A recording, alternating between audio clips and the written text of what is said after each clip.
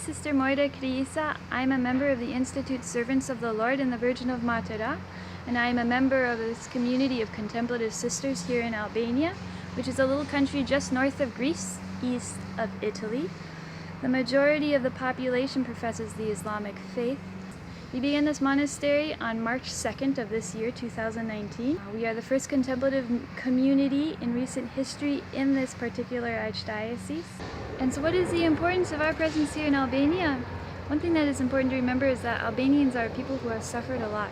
Most recently, they suffered one of the strictest communist regimes that lasted from the 1930s to the early 1990s.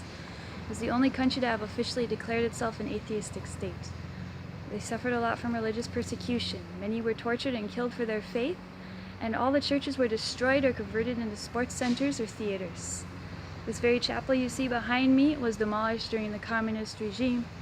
Once the communist regime fell, it was rebuilt, and the people from that moment began to come back to come here to pray and light their candles. And for us, 30 years after the fall of communism, to come open the first contemplative community here in this specific location with this specific history of prayer is a sign of great hope to the people. A sign of great hope. The people come here in prayer and they are reminded that our Lord has already won the battle. Our Lord has conquered. And so our active sisters have 3 different missions here. One is a household for university students in Tirana. Another is a dorm for school-aged girls whose family lives so hidden in the mountains that otherwise they wouldn't be able to go to a good school. Another is a nursing home, which is across the street from the monastery for women with disabilities or for other reasons are unable to care for themselves. In regards to the university students and youth in general, they have been able to come here, hold retreats.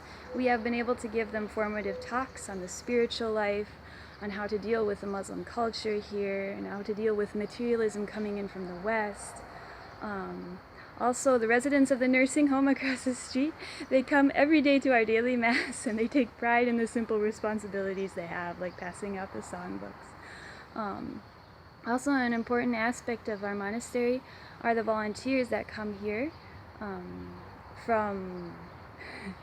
usually from outside the country in order to help the Albanians here. Center of all this activity, action, is prayer. If you don't have prayer, you don't have relationship with God.